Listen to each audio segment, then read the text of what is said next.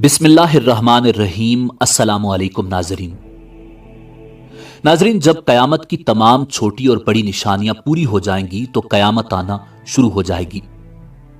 قیامت کی ابتدا نفخ صور سے ہوگی، جس کے بارے میں امام الانبیاء جناب محمد الرسول اللہ صلی اللہ علیہ وآلہ وسلم نے ارشاد فرمایا، اللہ تعالیٰ کے 4 مقرب فرشتوں میں سے حضرت اسرافیل علیہ السلام سور منہ میں لیے اپنی پیشانی جھکائے کان اللہ تعالیٰ کے حکم پر لگائے ہوئے ہیں۔ جیسے ہی اللہ تعالیٰ حکم دیں گے وہ سور پھونکنا شروع کر دیں گے اور قیامت کا آغاز ہو جائے گا۔ مسلم شریف کی حدیث کے مطابق یہ جمعہ کا دن ہوگا، لوگ اپنے اپنے کاموں میں مشغول ہوں گے۔ اچانک مشرق و مغرب کے تمام لوگ ایک لمبی آواز سنیں گے جو آہستہ آہستہ اونچی ہوتی جائے گی۔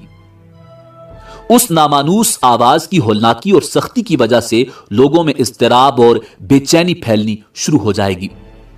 جب سور کی آواز بجلی کی کڑک کی طرح شدت اختیار کر جائے گی تب لوگ مرنا شروع ہو جائیں گے۔ جو آدمی جہاں ہوگا وہیں گر پڑے گا۔ جیسے جیسے سورہ اسرافیل بلند ہوتی چلی جائے گی ویسے ویسے نظام کائنات درم برم ہونا شروع ہو جائے گا۔ زمین آندھی میں ہچکولے کھانے والی قندیل کی طرح زلزلوں کی زد میں آ جائے گی۔ پہاڑ گرد و غبار بن کر اڑنے لگیں گے، سمندروں میں آگ بھڑک اٹھے گی، آسمان پھٹ جائے گا، سورج چاند اور ستارے بے نور ہو جائیں گے، تمام زیرو مخلوق انسان جن اور فرشتے فنا ہو جائیں گے، حتیٰ کہ ملک الموت بھی اپنی روح اللہ تعالیٰ کے حوالے کر دیں گے۔ ہر جاندار اور غیر جاندار چیز فنا ہو جائے گی، بس صرف ایک اللہ وحدہ لا شریک کی ذات ذوالجلال والاکرام باقی رہ جائے گی، اور اللہ سبحانہ و تعالیٰ کا یہ ارشاد مبارک پورا ہو جائے گا، کل من علیہا فان ویبقى وجہ ربک ذو الجلال والاکرام۔ ہر چیز جو اس زمین پر ہے فنا ہونے والی ہے اور صرف تیرے رب ذوالجلال والاکرام کی ذات ہی باقی رہنے والی ہے۔ جب ہر چیز فنا ہو جائے گی تو اللہ سبحانہ و تعالی اعلان فرمائیں گے، این الجبارون این المتکبرون لمن الملک اليوم۔ دنیا میں جبار بننے والے کہاں ہیں؟ دنیا میں متکبر بننے والے کہاں ہیں؟ آج کے روز بادشاہی کس کی ہے؟ طویل سناٹے کے بعد اللہ سبحانہ و تعالی خود ہی اس سوال کا جواب ارشاد فرمائیں گے، للہ الواحد القہار۔ آج کے روز بادشاہت صرف اللہ واحد اور قہار کی ہے۔ مسلم شریف کی حدیث کے الفاظ یوں ہیں، انا الملک این الجبارون المتکبرون۔ میں ہوں بادشاہ، کہاں ہیں دنیا کے جبار اور متکبر؟ ایک طویل مدت جس کا علم اللہ سبحانہ و تعالیٰ کو ہے سکون اور سناٹے میں گزر جائے گی۔ پھر جب اللہ تعالیٰ چاہیں گے نئے سرے سے آسمان، زمین اور فرشتوں کو پیدا فرمائیں گے۔ نئی زمین میں عمارتوں، درختوں، پہاڑوں اور سمندروں کا نام و نشان تک نہیں ہوگا، بلکہ وہ سفید، ہموار اور چٹیل میدان ہوگی جو اپنے رب کے نور سے خوب روشن ہوگی۔ انسانوں کو دوبارہ پیدا کرنے کے لیے آسمان سے ایک بارش نازل ہوگی جس کے نتیجے میں ہر انسان کی ریڑھ کی ہڈی سے پورا انسانی ڈھانچہ تیار ہو جائے گا اور اس پر گوشت پوست بھی چڑھا دیا جائے گا۔ اس کے بعد جناب اسرافیل علیہ السلام کو دوسری مرتبہ سور پھونکنے کا حکم دیا جائے گا اور تمام انسان ننگے پاؤں، ننگے بدن اور بے ختنہ اٹھ کھڑے ہوں گے جس طرح ماں کے پیٹ سے پیدا ہوئے تھے، اور اللہ تعالیٰ کا یہ فرمان بھی پورا ہو جائے گا کہ تم لوگ فردن فردن ہمارے پاس حاضر ہوگے جس طرح ہم نے پہلی مرتبہ تمہیں پیدا کیا تھا۔ سب سے پہلے امام الانبیاء جناب محمد الرسول اللہ صلی اللہ علیہ وآلہ وسلم اپنی قبر انور سے اٹھیں گے، پھر حضرت عیسیٰ علیہ نبینا علیہ السلام اور دیگر انبیاء کرام، شہداء، صلحاء، فضلاء اور اہل ایمان اٹھیں گے، پھر فساق، فجار اور پھر کفار و مشرکین۔ قبروں سے کافر، مشرک، فاسق اور فاجر لوگ اپنے اپنے اعمال کے مطابق اٹھیں گے۔ کوئی اندھا، کوئی بہرا، کوئی لنگڑا، کوئی چونٹی کی شکل میں اور کوئی سر کے بل اٹھے گا۔ کافر اس غیر متوقع زندگی کے مناظر دیکھ کر شدید خوف اور دہشت کی کیفیت میں مبتلا ہوں گے۔ आंखें पत्थराई होंगी, दिल कांप रहे होंगे, कलेजे मुंह को आए होंगे। कोई गमगुसार और मददगार नहीं होगा, ना ही कोई किसी दूसरे की तरफ देखने या ध्यान देने वाला होगा। अहले ईमान भी अपने अपने ईमान और अमाल के मुताबिक कब्रों से उठेंगे। शहीद अपनी शहादत के ताजा बहते हुए खून के साथ उठेगा। हालत एहराम में फौत होने वाला हाजी तलबिया पुकारते हुए उठेगा, लब्बैक अल्लाहुम्मा लब्बैक, लब्बैक ला शरीक लक लब्बैक, इन्नल हम्द वन निअमत लक वल मुल्क ला शरीक लक। अहले ईमान के लिए दोबारा जिंदगी खिलाफ तवक्को नहीं होगी, लिहाजा उन पर खौफ और दहशत की वो कैफियत तारी नहीं होगी जो कुफ्फार और मुशरिकीन पर होगी। कब्रों से उठते ही हर इंसान पर दो फरिश्ते मुकर्रर कर दिए जाएंगे जो उसे मैदान हशर में पहुंचा देंगे। याद रहे कि मुल्क शाम का इलाका मैदान हशर होगा।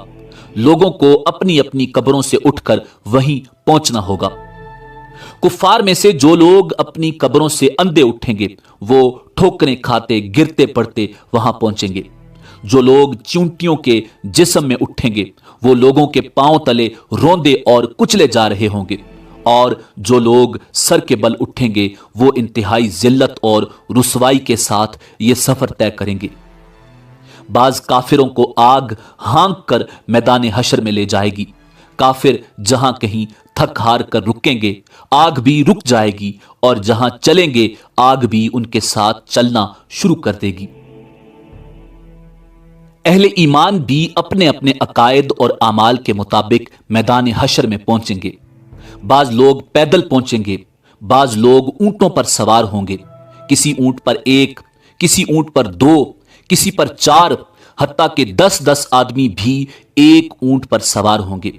सारी मखलूक चुपचाप दम सादे एक ही सिमत रवां दवा होगी।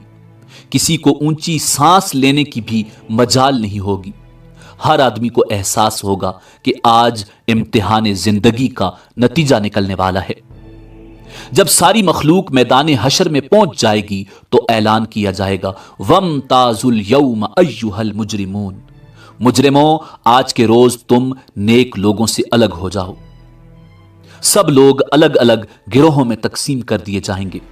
सूरज की परस्तिश करने वालों का गिरोह, सितारों की परस्तिश करने वालों का गिरोह, आग की परस्तिश करने वालों का गिरोह, बुतों की परस्तिश करने वालों का गिरोह, कब्रों की परस्तिश करने वालों का गिरोह, मुनाफिकों का गिरोह, मुर्तदों का गिरोह एक तरफ, और दूसरी तरफ ईमानदारों को उनके अकायद और आमाल के मुताबिक अलग अलग गिरोहों में तकसीम किया जाएगा।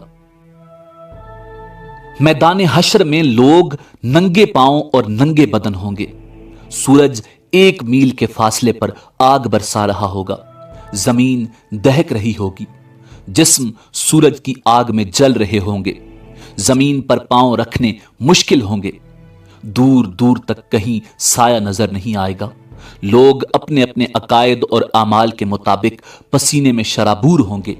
किसी को टखनों तक, किसी को पिंडली तक, किसी को घुटनों तक, किसी को जानुओं तक, किसी को कमर तक पसीना आया होगा। कोई सीना और गर्दन तक पसीने में डूबा होगा। कुफ्फार और मुशरिकीन को मुंह में पसीने की लगाम आई होगी, और बाज पसीने में डुबकियां खा रहे होंगे। भूख और प्यास की शिद्दत से लोगों का बुरा हाल होगा। भूख, प्यास और शदीद गर्मी की हालत में लोग 50,000 साल तक खड़े रहेंगे और तंग आकर अल्लाह ताला से दुआ करेंगे, या अल्लाह हमें इस मुसीबत से निजात दिला, खा जहन्नुम में भेज दे। याद रहे आज सूरज का हमारी जमीन से फासला 9 करोड़ 30 लाख मील है। इसके बावजूद जून और जुलाई में जमीन इस कदर गर्म हो जाती है कि 1 मिनट के लिए इस पर नंगे पांव खड़े होना नामुमकिन होता है। गौर फरमाइए उस रोज क्या हाल होगा जिस रोज जमीन का दर्जा हरारत आज के मुकाबले में 9 करोड़ दर्जे ज्यादा होगा। लाचार होकर लोग हजरत आदम अला नबीना अलैहिस्सलाम की खिदमत में हाजिर होंगे और अर्ज करेंगे, अल्लाह ताला ने आपको अपने हाथ से बनाया और अपनी रूह फूंकी, फरिश्तों से सजदा करवाया, जन्नत में जगह दी। आज हमारे लिए सिफारिश कर दें कि अल्लाह ताला हिसाब किताब शुरू करके हमें हशर की तकलीफ से निजात दे दे। حضرت آدم علی نبینا علیہ السلام فرمائیں گے آج میرا رب اس قدر غصے میں ہے کہ اس سے پہلے کبھی ہوا نہ آئندہ ہوگا۔ مجھ سے جنت میں اللہ تعالیٰ کی نافرمانی ہو گئی تھی جس کی وجہ سے مجھے اپنی جان کی فکر ہے، لہٰذا میں سفارش نہیں کر سکتا، تم لوگ نوح کے پاس چلے جاؤ۔ لوگ حضرت نوح علیہ السلام کی خدمت میں حاضر ہوں گے اور اپنا مدعا بیان کریں گے۔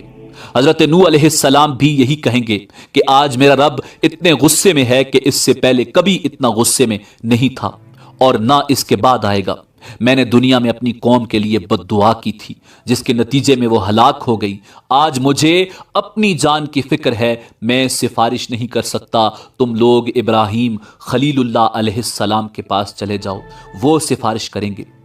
لوگ اللہ کے پیغمبر جد رسول حضرت ابراہیم خلیل اللہ علیہ السلام کی خدمت میں حاضر ہوں گے اور عرض کریں گے آپ اللہ کے نبی اور اس کے خلیل ہیں، اپنے رب کے حضور سفارش کر دیں۔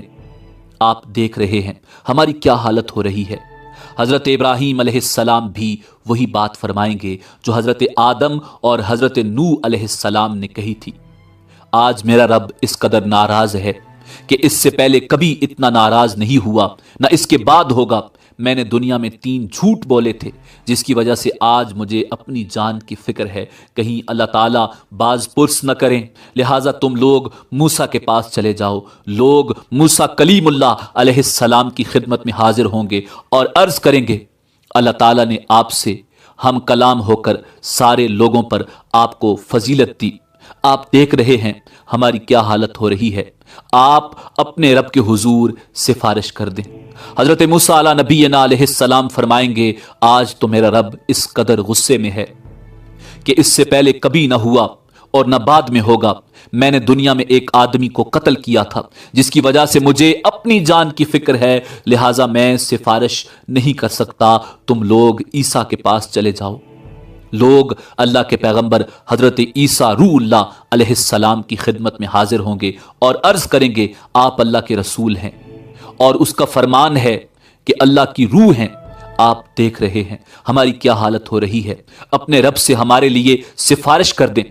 حضرت عیسیٰ روح اللہ علیہ السلام بھی وہی جواب دیں گے کہ آج میرا رب اس قدر غصے میں ہے کہ اس سے پہلے کبھی نہ ہوا اور نہ آئندہ ہوگا۔ تم لوگ محمد ابن عبداللہ علیہ تحیت و ثنا کی خدمت میں حاضر ہو جاؤ، وہ تمہاری سفارش کریں گے۔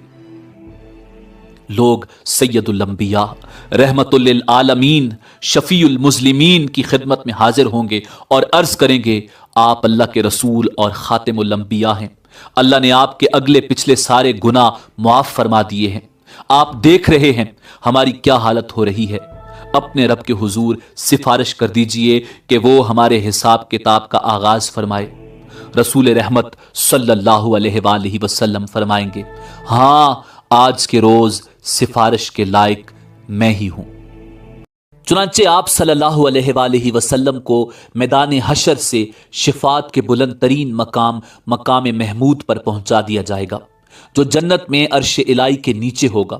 وہاں پہنچ کر آپ صلی اللہ علیہ وآلہ وسلم اپنے رب کے حضور سجدہ میں گر پڑیں گے اور اللہ تعالیٰ کی حمد و ثنا بیان کریں گے۔ پھر جب اللہ تعالیٰ کا غصہ کم ہوگا تو خالق کائنات ارشاد فرمائے گا اے محمد سر اٹھاؤ اور سوال کرو دیے جاؤ گے، سفارش کرو قبول کی جائے گی۔ یہی شفاعت کبریٰ ہوگی۔ شفاعت کبریٰ کی منظوری کے بعد رسول اکرم صلی اللہ علیہ وآلہ وسلم مقام محمود سے میدان حشر میں واپس تشریف لائیں گے۔ اس کے بعد حق تعالی فرشتوں کی میت میں میدان حشر میں نزول اجلال فرمائیں گے۔ فرشتے زمین کے دور و نزدیک کناروں پر صف بستہ کھڑے ہوں گے۔ 8 فرشتوں نے اللہ تعالیٰ کا عرش تھام رکھا ہوگا۔ عدالت الہی قائم ہو جائے گی۔ ملائکہ، انبیاء، اولیاء اور صلحاء کو بطور گواہ طلب کر لیا جائے گا۔ فرشتوں کو حکم ہوگا کہ وہ لوگوں میں ان کے نامہ اعمال تقسیم کر دیں۔ اہل ایمان کو سامنے سے اور دائیں ہاتھ میں نامہ اعمال دیا جائے گا اور کفار و مشرکین کو پشت کی طرف سے بائیں ہاتھ میں نامہ اعمال دیا جائے گا۔ नामा अमाल पर नजर डालते ही हर आदमी के सामने उसकी सारी जिंदगी पेश हो जाएगी। भूले बिसरे माजी की सारी यादें ताजा हो जाएंगी। अहले ईमान के रोशन चेहरे कुछ और भी रोशन और तरोताजा हो जाएंगे और वो खुशी खुशी दूसरों को अपना अमालनामा दिखाएंगे और कहेंगे, हा उमुक़रऊ किताबिया, लोगो आओ मेरा नामा अमाल पढ़ो। कुफार और मुशरिकीन के चेहरों की स्याही में और भी कुछ इजाफा हो जाएगा। जिल्लत उनके चेहरों पर छा जाएगी।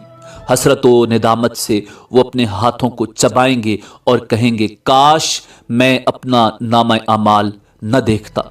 या लैतनी लम ऊता किताबिया, मैं अपना नामा अमाल न देखता, मुझे अपना नामा अमाल न दिया जाता। वलम अदरी मा हिसाबिया, और काश मैं ना जानता कि मेरा हिसाब क्या है। कुफार और मुशरिकीन बार बार अपने नामा अमाल को देखेंगे और ताज्जुब से कहेंगे कि ये कैसा अजीबो गरीब नामा अमाल है जिसमें हर छोटा बड़ा अमल लिखा हुआ मौजूद है। या वैलता माली हादल किताबी ला युगादिरु सगीरतन वला कबीरतन इल्ला अहसाहा, हाय हमारी कमबख्ती, ये नामा अमाल कैसा है, कोई छोटे से छोटा या बड़े से बड़ा अमल ऐसा नहीं जो इसमें शामिल ना हो। अमालनामों की तकसीम के बाद सवाल और जवाब का सिलसिला शुरू होगा। अल्लाह सुब्हानो व तआला जिस से चाहेंगे बगैर किसी तर्जुमान के बराह रास्त सवाल करेंगे। सबसे पहले मुशरिकों से पूछा जाएगा कि उन्होंने शिर्क क्यों किया। मुशरिक इनकार कर देंगे और अल्लाह ताला की कसम खाकर कहेंगे, हमने तो कभी शिर्क नहीं किया। वल्लाहि रब्बिना मा कुन्ना मुशरिकीन, अल्लाह ताला किरामन कातिबीन को गवाही के लिए बुलाएंगे। वो मुशरिकों के शिर्क की गवाही देंगे, लेकिन मुशरिक फिर इनकार कर देंगे। शिर्क से भरपूर किरामन कातिबीन का तैयार किया हुआ नामा अमाल उनके सामने रख दिया जाएगा। मुशरिक उससे भी इनकार कर देंगे। फिर उस दौर के अंबिया, उलमा और औलिया को गवाही के लिए बुलाया जाएगा, तो वो उनके शिर्क की गवाही देंगे, लेकिन मुशरिक उससे भी इनकार कर देंगे। फिर कब्र या मिज़ार की वो जगह जहां शिर्क किया जाता था गवाही के लिए लाई जाएगी, वो भी मुशरिकों के शिर्क की गवाही देगी, लेकिन मुशरिक उसका भी इनकार कर देंगे और अल्लाह ताला से मुखातिब होकर कहेंगे, या अल्लाह, क्या तूने अपने बंदों को जुल्म से पनाह नहीं दी। अल्लाह ताला इरशाद फरमाएंगे, हाँ मैंने अपने बंदों को जुल्म से पनाह दी है। मुशरिक कहेंगे, आज हम अपनी जात के अलावा किसी दूसरे की गवाही को तस्लीम नहीं करेंगे। अल्लाह ताला उनकी जबानों पर मोहर लगा देंगे और उनके आज़ा को बोलने का हुक्म देंगे। तब मुशरिकों के आज़ा गवाही देंगे कि हाँ वाकई ये शिर्क करते थे, और यूं उन पर जहन्नुम वाजिब हो जाएगी। मुशरिक अपने आज़ा को लान तान करेंगे कि हम तो तुम्हें जहन्नुम से बचाने की कोशिश कर रहे थे। जवाब में आज़ा कहेंगे, जिस अल्लाह ने तुम्हें कुव्वत गोयाई अता फरमाई है उसने हमें बोलने का हुक्म दिया था, हम कैसे इनकार कर सकते थे। एक मुनाफिक से अल्लाह ताला सवाल करेंगे, क्या मैंने तुझे दुनिया में इज्जत, हुकूमत, अहलो अयाल और मालो दौलत नहीं दिया था। वो अर्ज करेगा, क्यों नहीं या अल्लाह, सब कुछ दिया था। अल्लाह ताला दूसरा सवाल पूछेंगे, क्या तुझे यकीन था कि कयामत आएगी और अल्लाह ताला के सामने जवाबदेही होगी। मुनाफिक कहेगा, हाँ या रब, मुझे यकीन था, मैंने तेरा कलमा पढ़ा, तेरी किताब पर ईमान लाया, तेरे रसूल पर ईमान लाया, नमाज पढ़ी, रोजे रखे, ज़कात दी। मुनाफिक अपनी तारीफें करने में पूरा जोर बयान सर्फ कर देगा। अल्लाह ताला इरशाद फरमाएंगे, अच्छा जरा ठहरो, हम कुछ और गवाह लाते हैं। मुनाफिक अपने दिल में सोचेगा कि मैं तो मुसलमानों के साथ मिलकर नमाज रोजा करता रहा, आज मेरे खिलाफ गवाही कौन देगा। अल्लाह ताला उसके मुंह पर मोहर लगा देंगे और उसकी रान को बोलने का हुक्म देंगे। चुनाचे उसकी रान, उसके बदन का गोश्त, उसके बदन की हड्डियां और उसके जिस्म का रुआं रुआं उसके निफाक की गवाही देगा कि एक तरफ तो ये नमाज रोजा करता रहा और दूसरी तरफ कुफ्फार से दोस्ती पर नाजा था और उनके मफादात का तहफ़्फ़ुज़ करता रहा, मुसलमानों को धोखा देता रहा और उनसे गद्दारी करता रहा। अल्लाह ताला उस पर सख्त गज़बनाक होंगे और उस पर जहन्नुम वाजिब हो जाएगी। अहले ईमान से सवाल व जवाब का अंदाज बिल्कुल मुख्तलिफ होगा। ایک مومن آدمی کو اللہ تعالیٰ اپنے قریب بلا کر اس پر اپنا دامن رحمت ڈال دیں گے اور سوال کریں گے تو نے فلاں گناہ کیا تھا، تو نے فلاں گناہ کیا تھا؟ مومن عرض کرے گا ہاں یا اللہ کیا تھا۔ اللہ تعالیٰ اس کے ایک ایک گناہ کے بارے میں سوال کریں گے اور وہ اقرار کرتا چلا جائے گا اور سوچے گا کہ اب تو وہ ضرور ہلاک ہو جائے گا۔ آخر میں اللہ تعالیٰ ارشاد فرمائیں گے میں نے تیرے گناہوں پر دنیا میں بھی پردہ ڈالا ہوا تھا اور آج بھی پردہ ڈال رہا ہوں، اور اسے جنت میں بھیج دیا جائے گا۔ افراد کے علاوہ انبیاء اور رسل کی تکذیب کرنے والی اقوام سے بھی سوال و جواب ہوں گے۔ قوم نوح سے سوال ہوگا تم نے پیغمبر کی تکذیب کیوں کی؟ اور وہ حضرت نوح علیہ السلام اور ان کی دعوت کا انکار کریں گے۔ اللہ تعالیٰ حضرت نوح علیہ السلام سے فرمائیں گے نوح اپنے حق میں گواہی لاؤ۔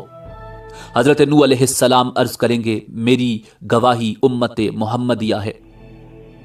چنانچہ امت محمدیہ کے علماء، اولیاء اور صلحاء حاضر کیے جائیں گے اور وہ گواہی دیں گے کہ ہاں نوح پیغمبر بنا کر بھیجے گئے تھے اور انہوں نے 950 سال تک حق رسالت ادا کیا۔ قوم نوح کہے گی تم تو ہمارے زمانے میں موجود ہی نہیں تھے، تم یہ گواہی کیسے دے رہے ہو؟ اس پر رسول اکرم صلی اللہ علیہ وآلہ وسلم کو لایا جائے گا اور وہ اپنی امت کی صداقت کی گواہی دیں گے کہ میری امت نے قرآن مجید کی روح سے بالکل سچی گواہی دی ہے۔ رسول اکرم صلی اللہ علیہ وآلہ وسلم کی اس گواہی کے بعد قوم نوح لاجواب ہو جائے گی اور مجرم قرار پا کر جہنم میں ڈال دی جائے گی۔ ایسا ہی معاملہ قوم ہود، قوم صالح، قوم شعیب، قوم لوط اور دوسرے انبیاء کی اقوام کے ساتھ ہوگا۔ جرم ثابت ہونے کے بعد کافر بارگاہ الہی میں درخواست کریں گے اے ہمارے رب، ہم نے سب کچھ دیکھ اور سن لیا، بس ایک دفعہ ہمیں دنیا میں واپس بھیج دے، ہم ضرور نیک عمل کریں گے۔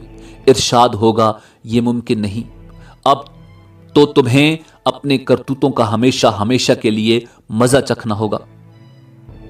کفار دوسری درخواست یہ کریں گے یا اللہ ہماری گمراہی کے ذمہ دار ہمارے پیشوا اور لیڈر ہیں، انہیں ہماری نسبت دوہرا عذاب دیا جائے۔ ارشاد ہوگا تمہارا یہ عذر بھی قابل سماعت نہیں، گمراہ ہونے والوں کو گمراہ ہونے کا عذاب دیا جائے گا اور گمراہ کرنے والوں کو گمراہ کرنے کا عذاب دیا جائے گا۔ اپنی اپنی جگہ تم دونوں ہی مجرم ہو، دونوں کو اپنے اپنے کیے کی سزا ملے گی۔ حشر میں اس قسم کے سوال و جواب کے علاوہ دیگر اعمال کا حساب کتاب بھی ہوگا۔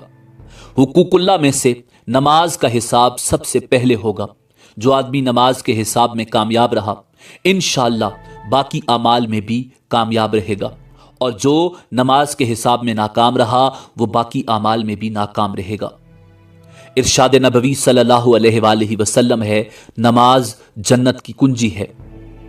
حقوق العباد میں سے سب سے پہلے قتل کا حساب لیا جائے گا، اس کے بعد دوسرے اعمال کا، مقتول کو قاتل سے، مظلوم کو ظالم سے، مجبور کو جابر سے، محکوم کو حاکم سے اس کا حق دلوایا جائے گا۔ اللہ تعالیٰ فرمائے گا میں بادشاہ ہوں اور حقوق دلوانے والا ہوں، آج کوئی جہنمی اس وقت تک جہنم میں نہیں جا سکتا جب تک کسی جنتی کو اس کا حق نہ دلوا دوں، اور کوئی جنتی اس وقت تک جنت میں نہیں جا سکتا جب تک کسی جہنمی کو اس کا حق نہ دلوا دوں۔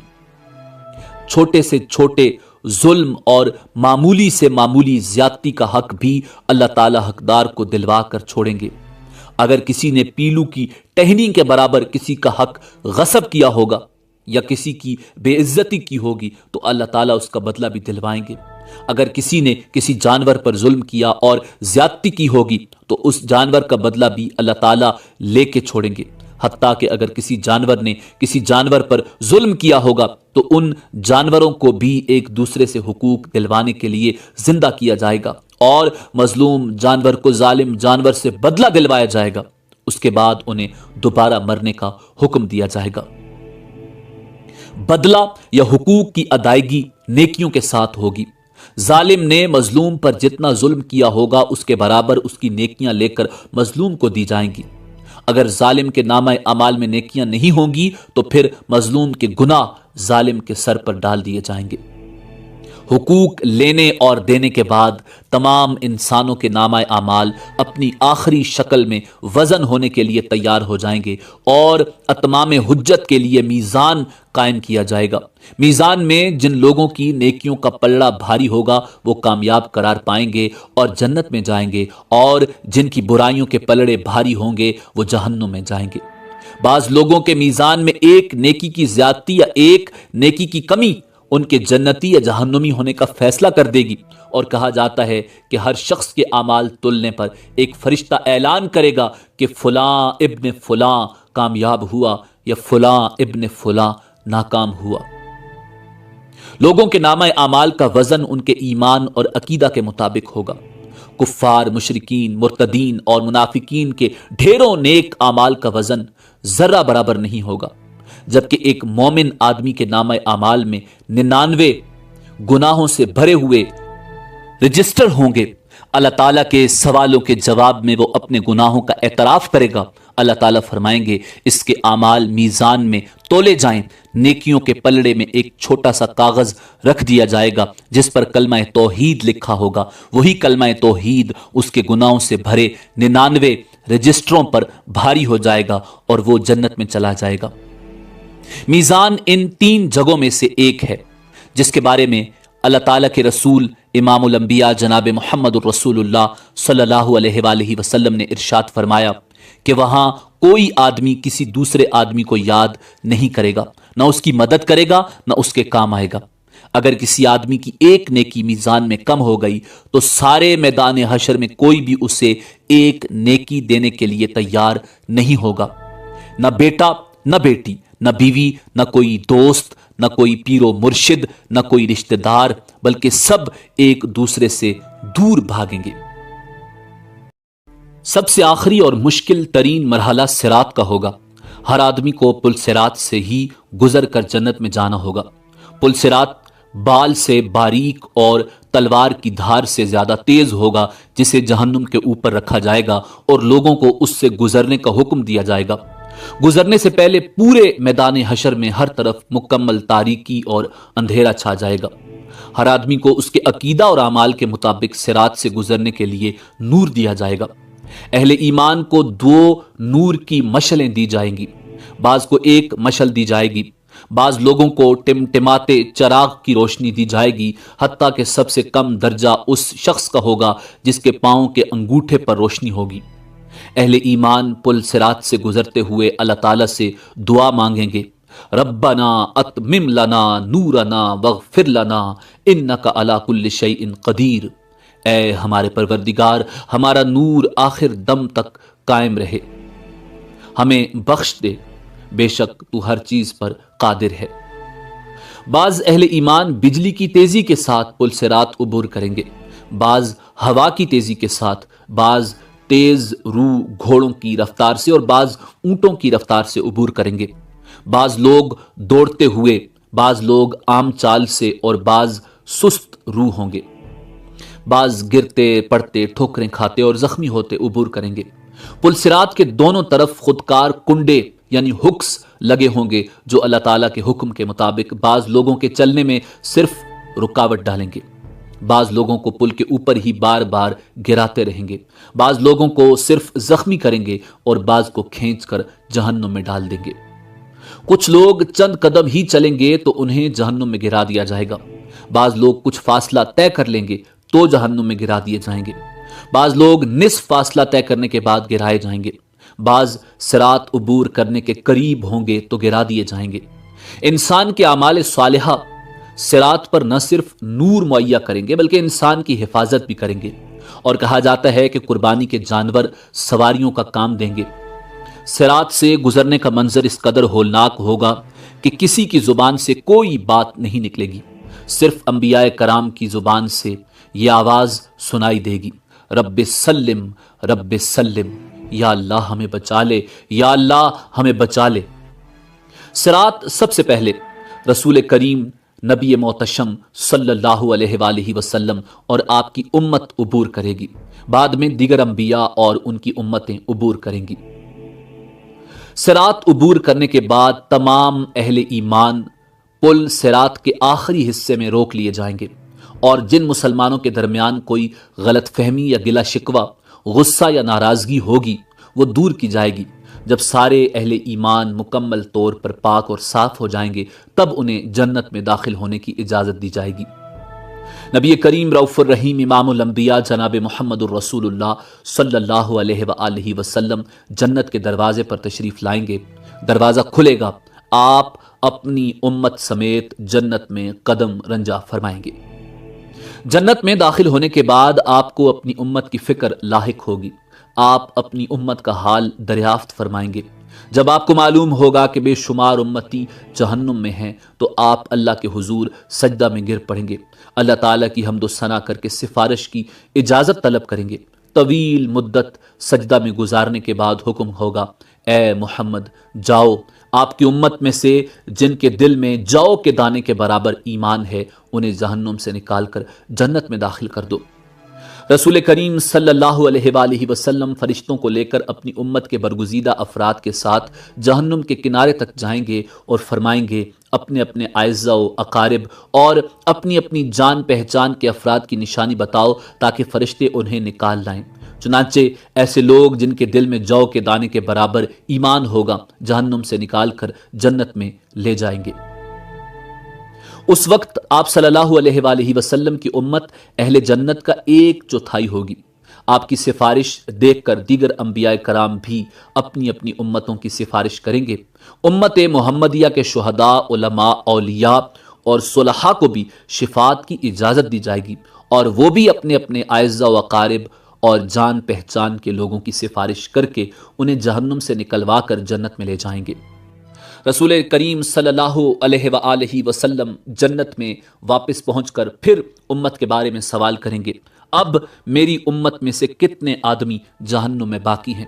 آپ کو بتایا جائے گا کہ ابھی تو ہزارہ تعداد میں لوگ جہنم میں ہیں۔ آپ پھر سفارش کے لیے سجدہ میں گر پڑیں گے۔ اذن شفاعت ملے گا کہ آپ کی امت کے وہ افراد جن کے دل میں چونٹی یا رائی کے برابر ایمان ہے انہیں بھی نکال لاؤ۔ آپ حسب سابق امت کے علماء و اولیاء صلحاء کو ساتھ لے کر جہنم کے کنارے پہنچیں گے اور رائی کے برابر ایمان والوں کو جہنم سے نکال کر جنت میں لے جائیں گے۔ تب آپ کی امت اہل جنت کی 1/3 ہو جائے گی۔ آپ پھر استغفار فرمائیں گے، میری امت کے کتنے افراد ابھی جہنم میں ہیں؟ آپ کو بتایا جائے گا ابھی تو ہزاروں امتی جہنم میں ہیں۔ آپ اذن شفاعت کے لیے پھر سجدہ ریز ہو جائیں گے، اللہ تعالیٰ کی حمد و ثنا کریں گے۔ آپ کو پھر اذن شفاعت ملے گا کہ چونٹی یا رائی سے کم درجہ کے ایمان والوں کو بھی جہنم سے نکال لاؤ۔ اذن شفاعت ملنے پر آپ پھر فرشتوں کی میت میں اپنی امت کے علماء، فضلاء اور اولیاء و صلحاء کے ساتھ جہنم کے کنارے پہنچیں گے اور امت کے ان افراد کو بھی جہنم سے نکلوائیں گے جن کے دل میں رائی سے بھی کم درجہ کا ایمان ہوگا۔ تب آپ کی امت اہل جنت کی نصف تعداد کے برابر ہو جائے گی۔ چوتھی مرتبہ پھر رسول اکرم صلی اللہ علیہ وآلہ وسلم ان لوگوں کے لیے اذن شفاعت طلب کریں گے جنہوں نے ساری زندگی میں صرف ایک بار لا الہ الا اللہ پڑھا ہوگا۔ اللہ تعالیٰ ارشاد فرمائیں گے، میری عزت، عظمت، جلال اور کبریائی کی قسم، جس نے لا الہ الا اللہ کہا ہے اسے میں خود جہنم سے نکالوں گا۔ چنانچہ آخر میں اللہ تعالیٰ خود ان لوگوں کو جہنم سے نکال کر جنت میں داخل فرمائیں گے جنہوں نے لا الہ الا اللہ کہا ہوگا۔ جنتی لوگ اس آخری گروہ کو اتقاء الرحمن یعنی رحمان کے آزاد کردہ کہہ کر پکاریں گے۔ شفاعت کا سلسلہ جب مکمل ہو جائے گا اور تمام اہل جنت جنت میں داخل ہو جائیں گے، تب اہل جنت میں اپنی اولادوں اور عزیز و اقارب سے ملنے کا تجسس پیدا ہوگا اور وہ ان کے ملنے اور انہیں دیکھنے کی خواہش کا اظہار کریں گے۔ ارشاد باری تعالیٰ ہوگا کہ اولادوں کو ان کے والدین کے ساتھ ملا دیا جائے۔ چنانچہ تمام اہل جنت کے اہل و عیال کو ایک جگہ اکٹھا کر دیا جائے گا۔ اہل جنت کے جنت میں آباد ہو جانے کے بعد اور اہل جہنم کے جہنم میں پہنچنے کے بعد سب کو آواز دی جائے گی، اے اہل جنت جنت کے کنارے پر آ جاؤ، اے اہل جہنم جہنم کے کنارے پر آ جاؤ۔ دونوں فریق جب کناروں پر پہنچیں گے، ایک سفید مینڈا لایا جائے گا جس کے بارے میں سوال کیا جائے گا، اے اہل جنت، اے اہل جہنم، بتاؤ یہ کون ہے؟ کہیں گے یا اللہ یہ موت ہے۔ اس کے بعد اللہ تعالیٰ اس مینڈے کو ذبح کرنے کا حکم دیں گے۔ مینڈے کو ذبح کرنے کے بعد اعلان کر دیا جائے گا، اے جنت والو، تمہارے لیے ہمیشہ ہمیشہ کے لیے جنت ہے، تمہیں کبھی موت نہیں آئے گی، اور اے جہنم والو، تمہارے لیے ہمیشہ ہمیشہ کی جہنم ہے، تمہیں بھی کبھی موت نہیں آئے گی۔ یہ سن کر جنتی لوگ اس قدر خوش ہوں گے کہ اگر خوشی سے مرنا ممکن ہوتا تو جنتی لوگ خوشی سے مر جاتے۔ جہنمی یہ اعلان سن کر اس قدر مغموم ہوں گے کہ اگر غم سے مرنا ممکن ہوتا تو جہنمی لوگ غم سے مر جاتے۔ آخرت کے شدید مصائب و آلام کے مقابلے میں دنیا کے مصائب و آلام نہ صرف عارضی بلکہ بہت ہی کم تر درجے کے ہیں۔ آخرت کی لازوال اور ابدی نعمتوں کے مقابلے میں دنیا کی نعمتیں بالکل عارضی اور کم تر درجے کی ہیں۔ پس عقل مند لوگ وہی ہیں جو نہ تو دنیا کے مصائب و آلام سے گھبرا کر اللہ اور اس کے رسول کی نافرمانی میں پڑیں، اور نہ ہی دنیا کی رنگینیوں کے فریب میں مبتلا ہو کر اللہ اور اس کے رسول کو ناراض کر بیٹھیں، بلکہ دونوں حالتوں میں ان کی نگاہ آخرت کے آنے والے مراحل پر رہے۔ حضور نبی کریم صلی اللہ علیہ وآلہ وسلم سے دریافت کیا گیا، یا رسول اللہ، مومنوں میں سب سے زیادہ عقل مند کون ہے؟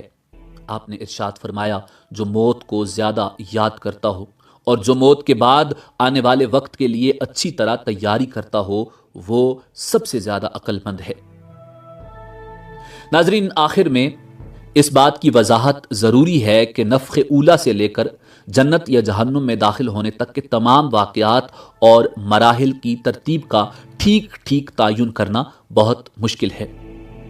اسی امید کے ساتھ اجازت دیجیے کہ آپ کو ہماری ویڈیو پسند آئی ہوگی۔ اللہ رب العزت کے حضور دعا ہے کہ پروردگار عالم ہمیں آخرت کی تیاری کرنے کی توفیق عطا فرمائے۔ دیکھتے رہیے info@adil۔ اللہ رب العزت آپ کا حامی و ناصر ہو۔